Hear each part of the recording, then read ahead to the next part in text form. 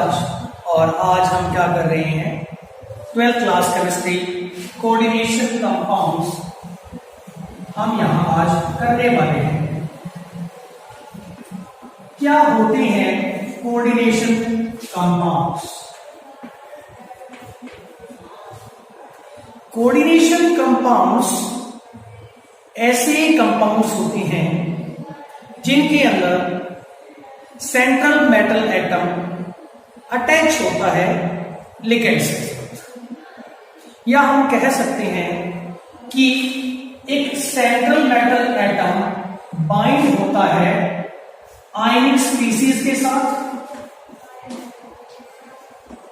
या फिर neutral molecules के साथ। इसके साथ मेटल जुड़ा होता है, ठीक। अब ये आयनिक स्पीसीज, न्यूट्रल मॉलिक्यूल मेटल के साथ जुड़े होते हैं कैसे?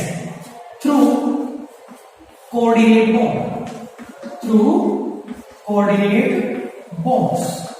क्या होते हैं कोऑर्डिनेट बॉन्ड्स? आप सबने 11th क्लास में सीखा हुआ है कोऑर्डिनेट बॉन्ड्स क्या है। कोऑर्डिनेट बॉन्ड्स एक तरह के एग्जाम्पल कह सकते हैं या लिटिल बिट मॉडिफिकेशन कह सकते हैं किसके? Covalent bonds. कोवलेंट बॉन्ड्स में क्या होता है, लेट्स सपोज हमारे पास एक एलिमेंट ए है, एक एलिमेंट बी, ठीक है। अगर इनमें म्यूचुअल शेयरिंग है इलेक्ट्रॉन्स के बीच में, हम इसको कोवलेंट बॉन्ड बोल देते हैं, ठीक है। वहीं कोऑर्डिनेट बॉन्ड्स में क्या होता है, अगर हमारे पास एक एलिमेंट ए है, एक एलिमेंट बी, एलिमेंट ए जो है वो इलेक्ट्रॉन डेफिशिएंट है और जो एलिमेंट बी है वो हमारे पास क्या है, इलेक्ट्रॉन रिच है, जिसके पास इलेक्ट्रॉन्स बहुत ही ज्यादा है। वो अपने दोनों इलेक्ट्रॉन्स किसको दे देता है? ए को देता है। लेकिन शेयरिंग दोनों करते हैं, हाथ दोनों जताते हैं, लेकिन बी दे देता है जिसको? ए को। अपने इलेक्ट्रॉन्स, दोनों इलेक्ट्रॉन्स किसको दे देता है? ए को दे देता है। और शेयरिंग दोनों करते हैं, लेकिन डोनेशन किसने किया है? बी ने किया है। इस टाइप के जब बॉन्ड बनते हैं तो उसको हम क्या बोलते हैं? कोऑर्डिनेट बॉन्ड्स बोलते हैं। क्या बोलते हैं? कोऑर्डिनेट बॉन्ड्स बोलते हैं, या फिर इन्हीं को डेटिव बॉन्ड्स भी बोला जाता है। क्या बोला जाता है? डेटिव बॉन्ड्स बोला जाता है। जो ये कोऑर्डिनेशन केमिस्ट्री हम यहां पढ़ रहे हैं 12th क्लास में, इसकी डे टू डे लाइफ में बहुत ही ज्यादा इंपॉर्टेंस है। कैसे इंपॉर्टेंस? जैसे आपके घर में आपने अपनी मदर को देखा होगा, वो क्लोथ्स वॉश करती है तो वाटर का इस्तेमाल होता है। अब वाटर सॉफ्ट वाटर है या हार्ड वाटर, उसकी हार्डनेस को पता करने के लिए EDTA इस्तेमाल होता है। तो उसके पीछे कंसेप्ट किसका है? कॉम्प्लेक्सेस का, कोऑर्डिनेशन कॉम्प्लेक्सेस का कंसेप्ट। आपने देखा है हाइड्रोजनेशन ऑफ एल्कीन, उसके अंदर क्या होता है, हम कैटलिस्ट का इस्तेमाल करते हैं, विल्किंसन कैटलिस्ट। उसके पीछे केमिस्ट्री किसकी है? कोऑर्डिनेशन कॉम्प्लेक्सेस की। आपने पॉलीमराइजेशन ऑफ इथीन पढ़ा होगा, पॉलीमर्स चैप्टर हमारी 12th क्लास में है, जो इस बार CBSE के कैरिकुलम के अकॉर्डिंग हटा दिया गया है। लेकिन उसके अंदर भी जब हम पढ़ते हैं पॉलीमराइजेशन ऑफ इथीन, तो एक कैटलिस्ट का इस्तेमाल होता है, जिगलर का। वो कैटलिस्ट के पीछे केमिस्ट्री किसकी है? कॉम्प्लेक्सेस की केमिस्ट्री जो है वो सारी कौन एक्सप्लेन करता है? कोऑर्डिनेशन कॉम्प्लेक्सेस इसको एक्सप्लेन करता है। और भी अगर हम बात कर सकते हैं, जैसे अगर आपकी बॉडी के अंदर आर्सेनिक पॉइजनिंग है तो उसके लिए आप क्या करते हो? एंटीडोट लेते हो, BAL नाम का, ब्रिटिश एंटी लिवेसाइट। तो वो क्या है, हमारे पीछे क्या करता है? कॉम्प्लेक्स बनाता है आर्सेनिक के साथ, तो आपकी बॉडी से क्या कर देता है? उसको रिमूव आउट कर देता है। ऐसे ही अगर लेड पॉइजनिंग है तो उस टाइम पे भी आप किसका इस्तेमाल करते हो? EDTA का, इथाइल डाइमिन टेट्राएसिटिक एसिड लिगेंड का इस्तेमाल करते हैं। वो कॉम्प्लेक्स बनाता है आपकी बॉडी में लेड के साथ, उसको एक्सट्रैक्ट आउट कर देता है हमारी बॉडी से, और लेड की पॉइजनिंग क्या हो जाती है? कम हो जाती है। और तो हम क्या बोल सकते हैं, लिविंग ऑर्गेनिज्म वर्ल्ड में भी कोऑर्डिनेशन केमिस्ट्री का बहुत ही इंपॉर्टेंट रोल है। जैसे ह्यूमन बॉडी ब्लड के बारे में आप सबको पता है, हीमोग्लोबिन। हीमोग्लोबिन में आप देखते हैं कि एक कॉम्प्लेक्स बना होता है किसके साथ, आयरन के साथ।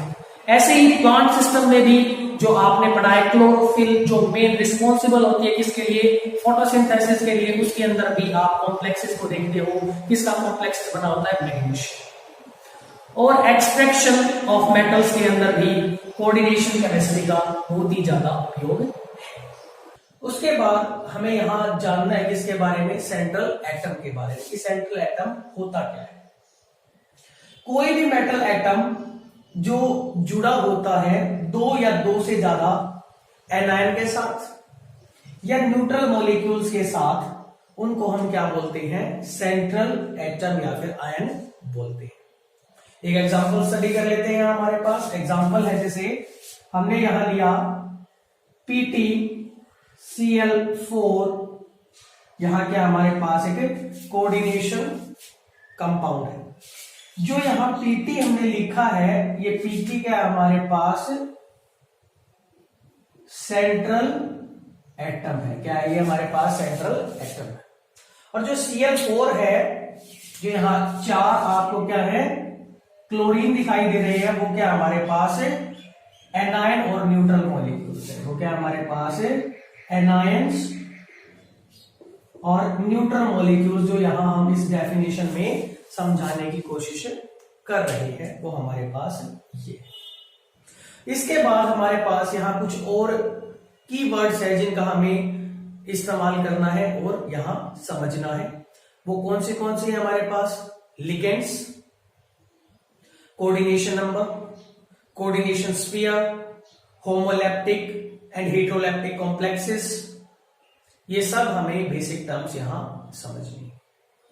उसके बाद हमें क्या करना है, लिगेंड्स और लिगेंड्स की क्लासिफिकेशन आगे स्टडी करना है। आइए नेक्स्ट फ्यू टर्म्स के ऊपर काम करते हैं। Now what are ligands. Ligands हमारे पास ऐसी मॉलिक्यूलर और आयनिक स्पीसीज होती हैं जो डायरेक्टली जुड़ी होती हैं किसके साथ, सेंट्रल एटम और आयन के साथ। जब भी हमारा कोई कॉम्प्लेक्स बनता है तो जो लिगेंड्स होते हैं वो डायरेक्टली जुड़े होते हैं किसके साथ, सेंट्रल मेटल एटम के साथ। और कैसे जुड़े होते हैं, उनकी बॉन्डिंग कैसे होती है, अभी हमने बात की थी, कोऑर्डिनेट बॉन्ड की हेल्प से जुड़े होते हैं। ठीक है, यानी कि जो हमारे पास लिगेंड्स होते हैं वो कैसे होते हैं, वो इलेक्ट्रॉन रिच होते हैं। वो कैसे होते हैं, इलेक्ट्रॉन रिच होते हैं। ठीक है, हम यहां एग्जाम्पल की बात कर रहे हैं। हमारे पास एग्जाम्पल है जिसमें एक सेंट्रल एटम है Fe, और जो Cn है वो हमारे पास क्या है, लिगेंड्स। तो यहां पर हम क्या मेंशन करेंगे, Fe इज सेंट्रल एटम और Cn नेगेटिव क्या है, इज अ लिगेंड। इस तरह से हम पहचान कर सकते हैं किसकी, लिगेंड्स की। नेक्स्ट एग्जांपल और है हमारे पास, यहां प्लेटिनम क्या है हमारे पास, platinum is central atom, right. And here you can see there are two type of ligands, chlorine and amine. तो यहां क्या होगा हमारे पास, Cl2 क्या है हमारे पास, जो Cl2 है ना हमारे पास, तो chlorine is ligand. And similarly यहां हमारे पास क्या है, NH3। ये क्या है हमारे पास, NH3। तो ये भी क्या है हमारे पास, एक लिगेंड है, NH3 इज लिगेंड, राइट। इस तरह से हम पहचान कर सकते हैं कि इनकी लिगेंड्स की। आगे हमें लिगेंड्स की क्लासिफिकेशन भी पढ़नी है on the basis of charge and on the basis of mode of attachment. लेकिन फिलहाल हम क्या कर रहे हैं, अभी यहां इसका डेफिनेशन पार्ट स्टडी कर रहे हैं। लिगेंड्स क्या हमारे पास एक आयनिक स्पीसीज होती है जो किसके साथ जुड़ी होती है, किसी सेंट्रल मेटल एटम के साथ जुड़ी होती है थ्रू कोऑर्डिनेट बॉन्ड। और ये हमने उसके एग्जांपल देखे, ये हमारे पास क्या लिगेंड्स है। ठीक, नेक्स्ट हमारे पास जो कीवर्ड है वो क्या है, कोऑर्डिनेशन नंबर। क्या होता है कोऑर्डिनेशन नंबर? जितने भी लिगेंड्स जुड़े होते हैं डायरेक्टली किसके साथ, सेंट्रल एटम के साथ, वो क्या बताते हैं, कोऑर्डिनेशन नंबर बताते हैं सेंट्रल एटम का। Here are few examples through which you can better understand about coordination number. CO here indicates central atom, and there are 6 ligands which directly attach to cobalt atom.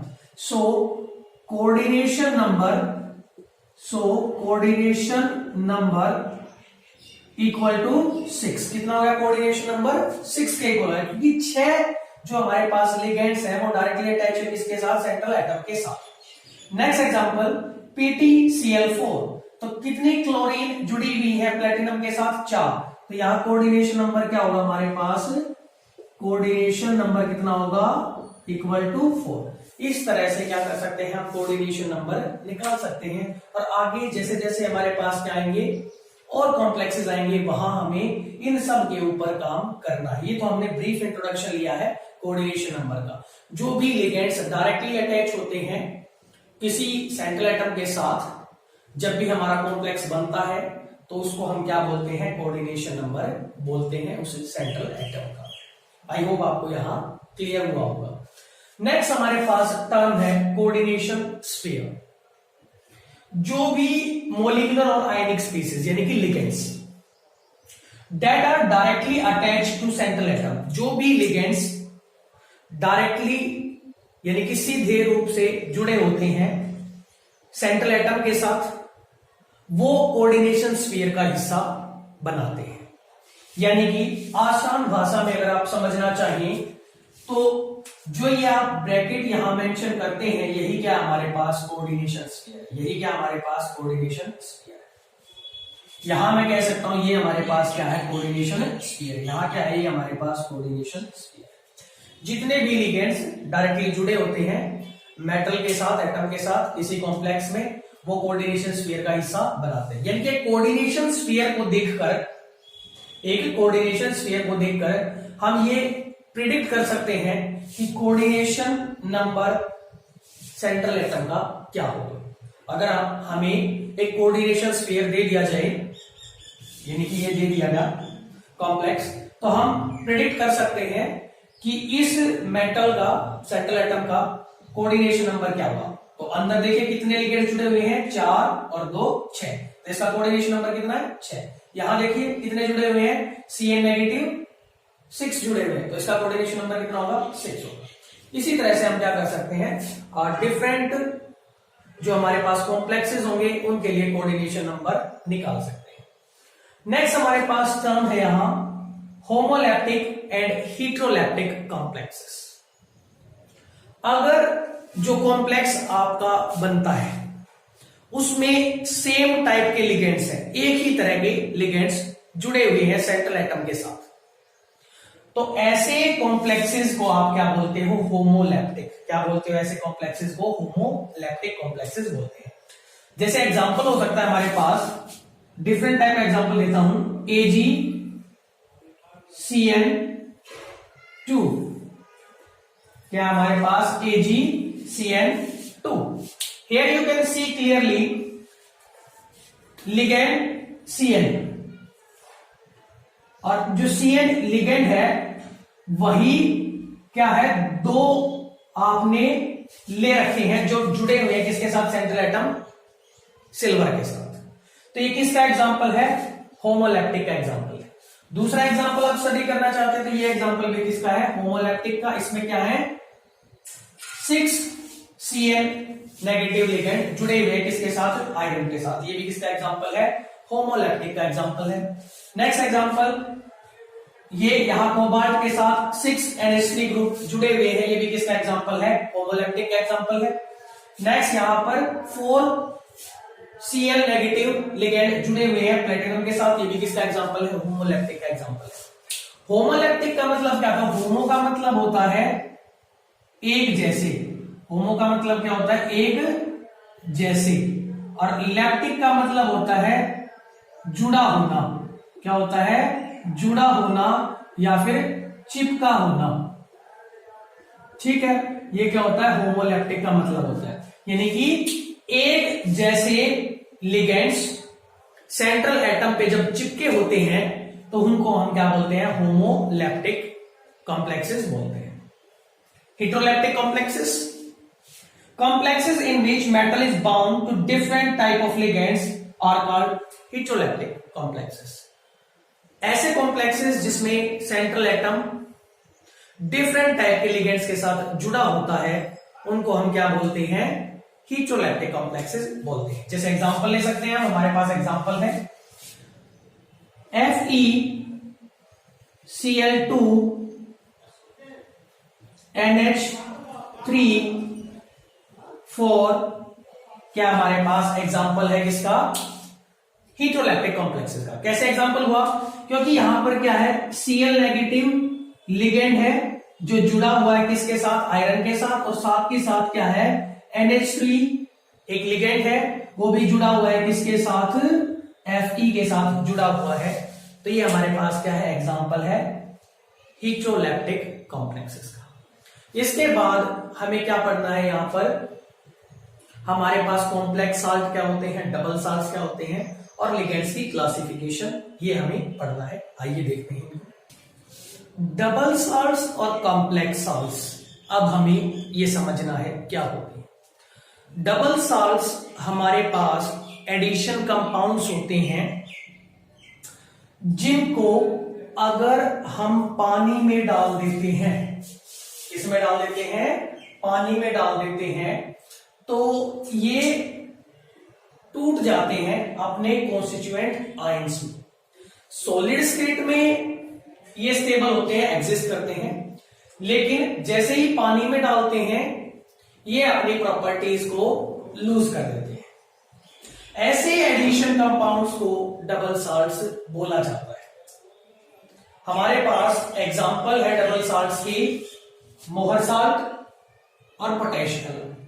जो मोहर salt है उसमें आपके दो compounds हैं, ferrous sulphate, ammonium sulphate. इन दोनों को जोड़ के हमारा मोहर साल्ट बनता है। जैसे इस मोहर साल्ट को हम पानी में डालते हैं, किसमें डालते हैं? पानी में, ये अपने कॉन्स्टिट्यूएंट आयंस में टूट जाता है। Fe+2 NH4 positive, SO4 2 negative और वाटर के मॉलिक्यूल्स रहते हैं। अब इस स्टेट में अगर हम किसके लिए टेस्ट करें? आयरन +2 के लिए, तो ये टेस्ट देगा। अगर अमोनियम आयन के लिए टेस्ट करें तब भी ये टेस्ट देगा, और सल्फेट आयन का टेस्ट करें तब भी ये सल्फेट का आयन का टेस्ट देगा। तो ऐसे जो डबल साल्ट्स होते हैं अगर उनको हम पानी में डाल देते हैं तो जो उनकी आइडेंटिटी होती है वो अपनी आइडेंटिटी का लॉस कर देते हैं। ऐसे साल्ट्स को हम क्या बोलते हैं? डबल साल्ट्स बोलते हैं। ऐसे ही हमारे पास पोटेशियम है, फिटकरी है, जो आप घर पे इस्तेमाल करते हैं। वो डबल साल्ट है किसका? पोटेशियम सल्फेट का और एल्यूमिनियम सल्फेट का। इसको भी अगर आप पानी में डालते हैं तो आपको पोटेशियम के आयंस अलग मिल जाएंगे, सल्फेट के आयंस अलग मिल जाएंगे, एल्यूमिनियम के आयंस अलग मिल जाएंगे। और अगर आप इन सब के लिए इंडिविजुअल टेस्ट करते हैं, जो हमारी क्वालिटेटिव एनालिसिस होती है, तो ये पोटेशियम का टेस्ट भी देगा, सल्फेट आयन का टेस्ट भी देगा और एल्यूमिनियम आयन का टेस्ट भी देगा, क्योंकि इन्होंने अपनी प्रॉपर्टी को अब लूज कर दिया। जो इनकी आइडेंटिटी पहले थी अब वो आइडेंटिटी नहीं रही। वो अपनी आइडेंटिटी को सॉलिड की स्टेट में जिसने अपने आप को एग्जिस्ट किया था, अब क्या होगा? वो कॉन्स्टिट्यूएंट आयंस की फॉर्म में डिसोसिएट हो जाएगा। कॉम्प्लेक्स साल्ट्स क्या होते हैं? कॉम्प्लेक्स साल्ट्स में हमारे एडिशन कंपाउंड्स होते हैं जो सॉलिड स्टेट में तो अपनी आइडेंटिटी रखते ही हैं, साथ ही साथ अगर उनको हम पानी में डाल देते हैं अगर किस में डाल देते हैं, पानी में डाल देते हैं, तब भी वो अपनी आइडेंटिटी को बरकरार रखते हैं। ऐसे कंपाउंड्स को हम क्या बोलते हैं, कॉम्प्लेक्स साल्ट्स बोलते हैं। और जो इनकी प्रॉपर्टी होती है, इनके कॉन्स्टिट्यूएंट आयन से टोटली डिफरेंट होती है। एग्जांपल है हमारे पास, ये एक कोऑर्डिनेशन कंपाउंड है, इसको मैंने पानी में डाला तो अब भी ये क्या रहेगा, FeCl6-4 ही रहेगा, मतलब कि किसी तरह का कोई बदलाव नहीं होगा। ऐसे नहीं होगा अगर आप कहना चाहिए कि मैं H2O लिख दूं और यहां लिख दूं Fe+2 और 6Cl नेगेटिव, ऐसा नहीं होता। किसके केस में, कॉम्प्लेक्स साल्ट्स के केस में। Everyone getting my point? ये क्या था हमारे पास, डबल साल्ट्स और कॉम्प्लेक्स साल्ट्स के बीच डिफरेंस था। अब क्या है, लिगेंड्स और उसकी क्लासिफिकेशंस। लिगेंड्स की डेफिनेशन हम पहले भी पढ़ चुके हैं। लिगेंड्स क्या होते हैं हमारे पास, ऐसी आयनिक स्पीसीज होती हैं जो क्या करती हैं, सेंट्रल एटम के साथ डायरेक्टली लिंक्ड होती हैं थ्रू कोऑर्डिनेट बॉन्ड्स।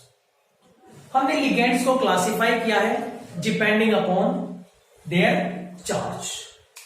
अगर लिगेंड्स के ऊपर नेगेटिव चार्ज है, कैसा चार्ज है लिगेंड के ऊपर, नेगेटिव चार्ज है, तो ऐसे लिगेंड्स को हमने एनायनिक लिगेंड्स बोला है। क्या बोला है, ऐसे लिगेंड्स को एनायनिक लिगेंड्स बोला है। एग्जांपल है जैसे हमारे पास F negative, Cl negative, Cn negative, I negative, H negative, SO4 2 negative. और भी बहुत सारे हमारे पास क्या है, एनायनिक लिगेंड्स है। ऐसे ही अगर लिगेंड्स के ऊपर कैसा चार्ज है, पॉजिटिव चार्ज है, तो उनको हमने नाम क्या दिया है, कैटायनिक लिगेंड्स नाम दिया है। एग्जांपल है हमारे पास NO positive, NO2 positive, NH2 NH3 positive, और भी हमारे पास क्या है, कैटायनिक लिगेंड्स है। नेक्स्ट है हमारे पास न्यूट्रल लिगेंड्स। ऐसे लिगेंड्स जिनके ऊपर कोई चार्ज नहीं है, उनको हमने किस कैटेगरी के अंदर डाला है, न्यूट्रल लिगेंड्स की कैटेगरी के अंदर डाला है। जैसे H2O, NH3, CO, NO, और भी ढेरों हमारे पास क्या है, न्यूट्रल लिगेंड्स के एग्जांपल हो सकते हैं, जो आप क्या कर सकते हैं, अभी थोड़ी देर में आपकी स्क्रीन के ऊपर आ जाएंगे और उनके कुछ नेम भी दिए गए हैं। वैसे ही हमें उन लिगेंड्स के नेम के साथ उनको क्या करना पड़ता है, यूज करना पड़ता है, जब हमारे पास क्या होता है, IUPAC हमें कोऑर्डिनेशन कंपाउंड्स के नाम लिखने होते हैं। ठीक है, तो जो हमारे पास लिगेंड्स होंगे डिफरेंट टाइप के, वो आपको यहाँ शो हो जाएंगे और वैसे ही उनको हमें नाम दिया गया है। जैसे हम बात बोल सकते हैं, हमारे पास क्या है, F नेगेटिव को क्या नाम देते हैं हम, फ्लोराइडो, क्या नाम देते हैं, फ्लोराइडो। Cl नेगेटिव को क्या नाम देते हैं, क्लोराइडो। Cn नेगेटिव को क्या नाम देते हैं, साइनाइडो। I नेगेटिव को क्या नाम देते हैं, आइडो। H नेगेटिव को क्या नाम देते हैं, हाइड्राइडो। SO4 नेगेटिव को क्या नाम देते हैं, सल्फेटो। इसी तरह से NO positive, nitrosonium ion. NO2 positive को क्या नाम देंगे हम, नाइट्रोनियम आयन। NH2 NH3 को क्या नाम देंगे, हाइड्रोजीनियम आयन। ठीक है, और H2O क्या है हमारे पास, एक्वा। NH3 के लिए अमाइन। CO कार्बोनाइल ग्रुप, और NO हमारा क्या होगा, नाइट्रोसाइल ग्रुप। इस तरह से हमें क्या है, इनके नाम दिए गए हैं डिफरेंट टाइप के, जो हमारे पास क्या है, लिगेंड्स है।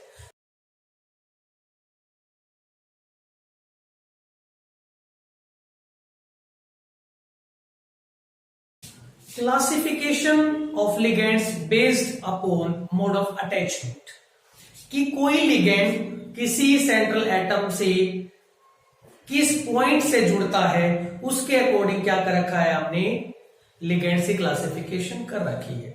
अगर वो एक पॉइंट से जुड़ता है तो हम उसको क्या बोलते हैं, मोनोडेंटेट लिगेंड बोलते हैं, या फिर इसी को हम क्या बोल सकते हैं, यूनिडेंटेट लिगेंड भी बोल सकते हैं, यूनिडेंटेट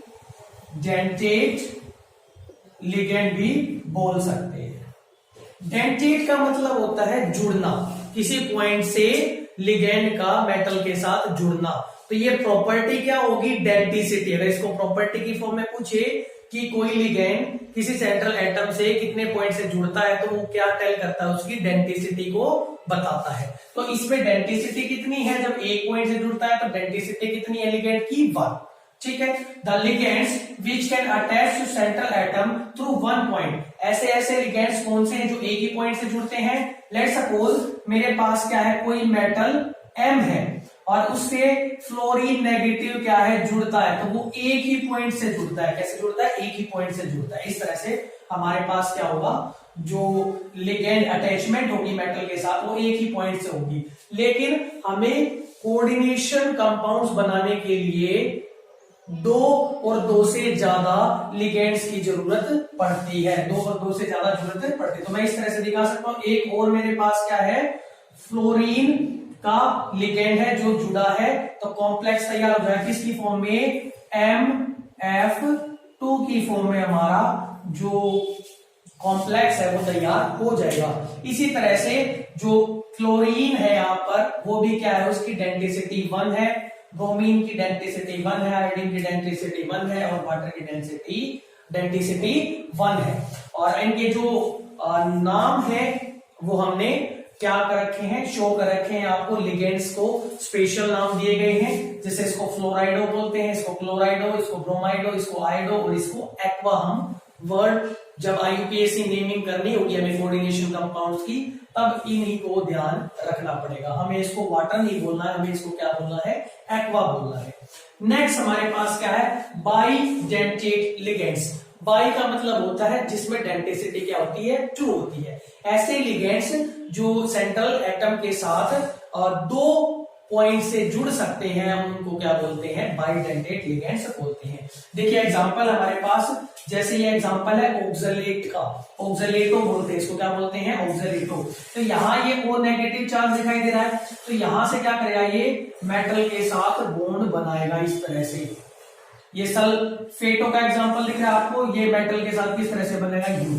तो एक लिगेंड है, लेकिन जो मोड ऑफ अटैचमेंट है एक लिगेंड की वो क्या है, 2 है, इसीलिए इसको क्या बोला जाता है, बाइडेंटेट लिगेंड्स बोला जाता है। नेक्स्ट है ग्लाइसिटो। देखिए यहाँ पे भी क्या हमारे पास नाइट्रोजन मोड ऑफ अटैचमेंट करेगा मेटल के साथ, तो यहाँ ये ऑक्सीजन करेगा, तो इसके अंदर भी जो मोड ऑफ अटैचमेंट है वो कितनी है, 2 पॉइंट की है, इसीलिए इनको क्या बोला जाता है, बाइडेंटेट लिगेंड्स बोला जाता है।